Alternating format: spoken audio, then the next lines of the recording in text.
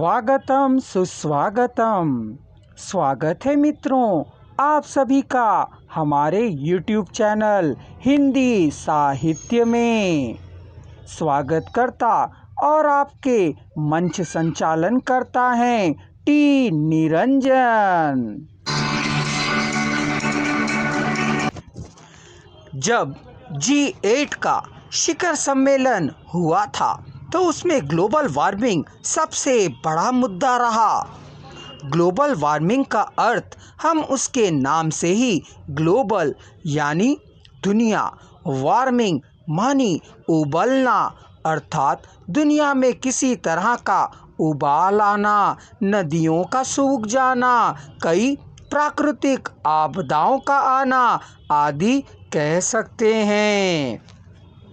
जब सन 2007 को यूएस के जलवायु परिवर्तन कर संयुक्त राष्ट्र संघ के अंतर्राष्ट्रीय पैनल की अब तक की सबसे महत्वपूर्ण रिपोर्ट जारी की गई तो पता चला कि इस रिपोर्ट में बताया गया था कि तापमान बढ़ने से गंगोत्री सहित हिमालय के अनगिनत ग्लेशियरों के पिघलने की दर बढ़ गई है।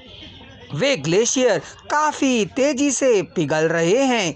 हिमालय से एशिया की जो 8 प्रमुख नदियों को पानी निकलता है, इस सदी के चौथे दशक तक हिमालय के ग्लेशियरों का क्षेत्रफल वर्तमान में 5 लाख वर्ग किलोमीटर से काफ़ी घटकर मात्र 1 लाख वर्ग किलोमीटर ही रह जाएगा, जिसके परिणाम स्वरूप नदियां सूखने लगेंगी। फलतः सिंचाई और पीने के लिए पानी की कमी हो जाएगी, जिससे फसलें नष्ट हो जाएंगी और लोग भूख प्यास से बुरी तरह जल उठेंगे। जीव जंतुओं की अनेक प्रजातियां समाप्त हो जाएंगी। बाढ़, सूखा, महामारी, तूफान आदि प्राकृतिक आपदाओं पर जब मनुष्य का वश नहीं चला तो पूरे विश्व में ताप की वृद्धि होने पर लोक लगा सकना उनके लिए असंभव सा प्रतीत होता है।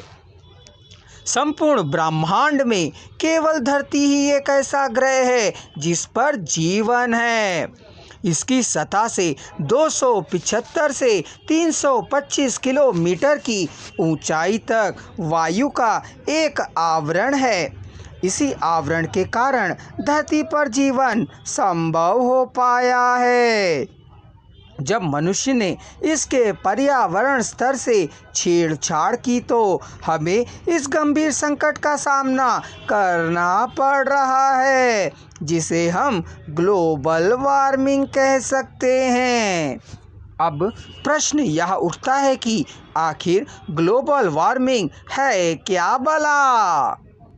वैज्ञानिक भाषा में हम ग्लोबल वार्मिंग के बारे में यह कह सकते हैं कि जब हमारी धरती पर सूर्य की किरणें पड़ती हैं अतः दिन में सूर्य के सामने वाला हिस्सा गर्म हो जाता है, परंतु यह गर्मी धरती के द्वारा वापस ब्रह्मांड की ओर फेंकी जाती है ताकि इसका तापमान कम हो सके।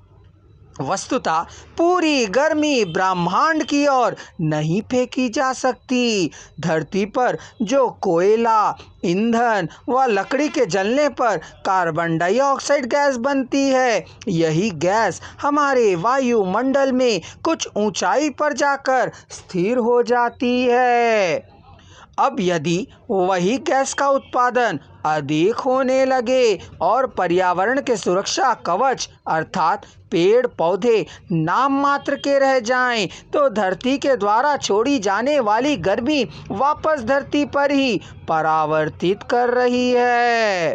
फलस्वरूप धरती का तापमान बढ़ जाएगा, जिसे वैज्ञानिक ग्रीन हाउस प्रभाव कहते हैं। इसलिए प्रदूषण ना फैलाएं मित्रों।